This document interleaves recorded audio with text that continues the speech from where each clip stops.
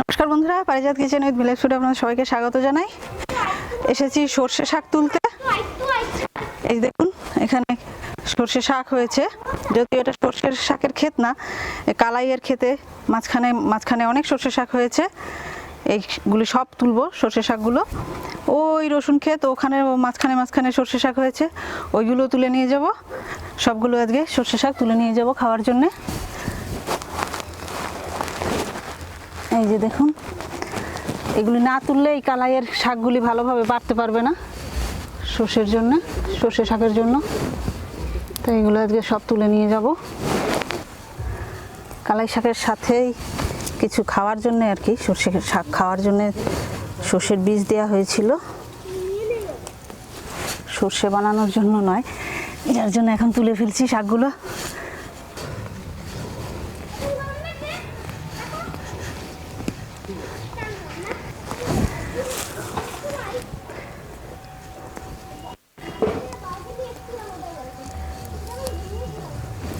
মাটি পুরো ভীষণ নরম মাটি, পা পুরো দেবে যাচ্ছে ভেতরে।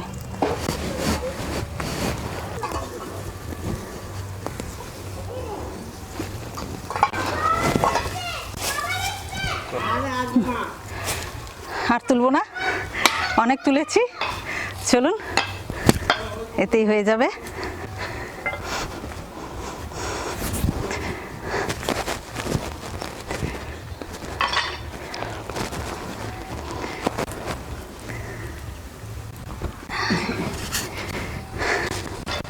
আজ সর্ষে শাক দিয়ে আমি 3 রকমের রেসিপি রান্না করব। তো এখন শাকগুলোকে আলাদা আলাদাভাবে বেছে নেব।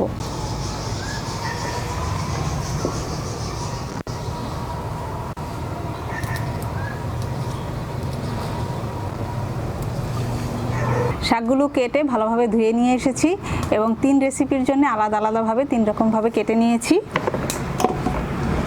দেখুন, এবারে আমি রান্না শুরু করব।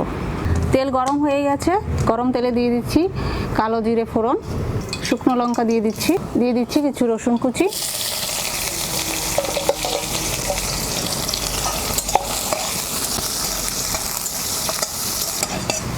রসুন হালকা বাদামি রং হয়ে গেছে দেখুন। এবারে দিয়ে দেবো কাঁচা লঙ্কা, 4টে কাঁচা লঙ্কা দিলাম, সাথে দিয়ে দিচ্ছি কেটে রাখা শাক,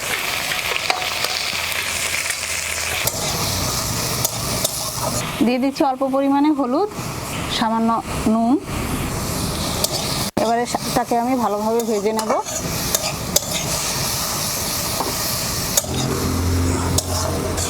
দেখুন, শাক থেকে কিছু জল বেরিয়েছে, এই জলটা পুরোপুরি শুকিয়ে গেলে যাওয়ার পরে নামাতে হবে।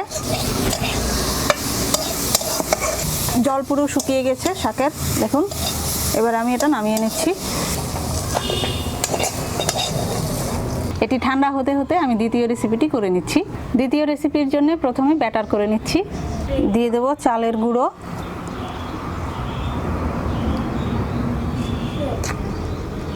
4 চামচ, ময়দা 1 চামচ, কর্নফ্লাওয়ার 1 চামচ, সাথে দিচ্ছি রসুন বাটা 1 চামচ, আদা বাটা 1 চামচ, ভাজা জিরের গুঁড়ো 1 চামচ, লঙ্কার গুঁড়ো 1/2 চামচ, হলুদের গুঁড়ো 1/2 চামচ, নুন স্বাদ মতো, সামান্য চিনি। এবার আমি এটাকে ভালোভাবে গুলে নেব অল্প অল্প জল দিয়ে। হয়ে গেছে, এই যে এরকম পাতলা করতে হবে দেখুন, একদমও পাতলা করিনি, আবার খুব বেশি ঘন করিনি। তেল গরম হয়ে গেছে, এবারে পকোড়াগুলো ভেজে নিচ্ছি।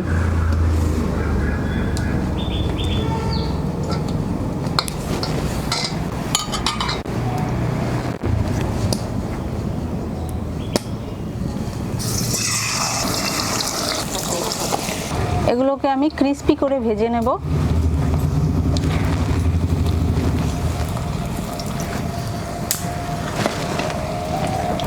পকোড়াগুলো গোল্ডেন ব্রাউন হয়ে গেছে দেখুন। এবার আমি নামিয়ে নিচ্ছি।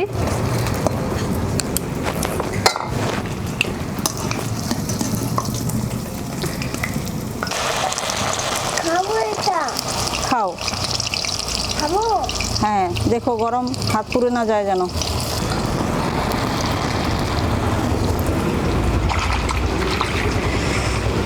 মজা হয়েছে বাবা?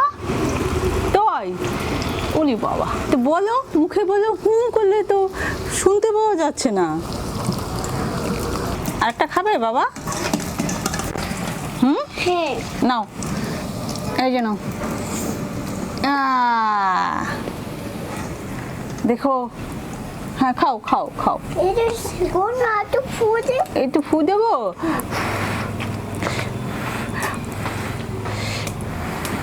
একটু তুমি একটা বাটি নিয়ে এসো ঘর থেকে বাবা। না, একটু একটু আটু আটু।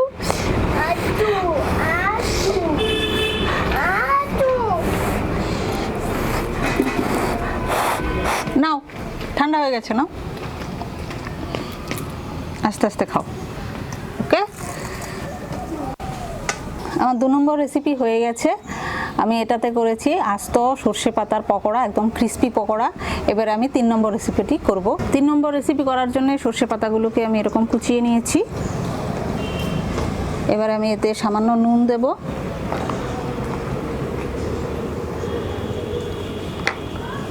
নুন দিয়ে পাতাটা একটু ভালোভাবে চটকে নেব।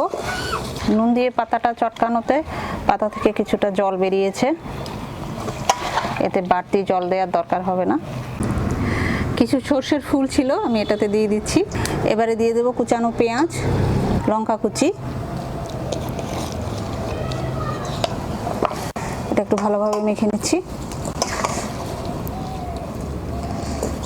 এবার এতে একে একে যোগ করছি চালের গুঁড়ো 2 চামচ, ময়দা 2 চামচ, কর্নফ্লাওয়ার 1 চামচ, হলুদের গুঁড়ো 1/2 চামচ, সবশেষে দিয়ে দিচ্ছি 1/2 চামচ চিনি। মাখা হয়ে গেছে, এবারে আমি এগুলো ভেজে নিচ্ছি।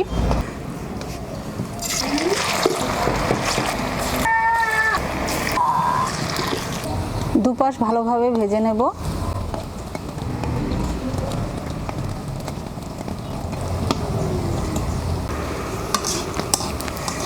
হয়ে গেছে, এবারে নামিয়ে নিচ্ছি।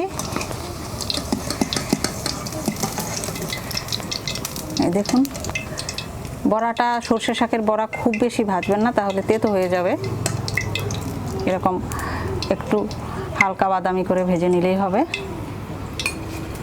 সর্ষে শাকের বড়া করা হয়ে গেছে, আর ভেজে রাখা সর্ষে পাতাও ঠান্ডা হয়ে গেছে। এবার আমি ওটা বেটে নিচ্ছি।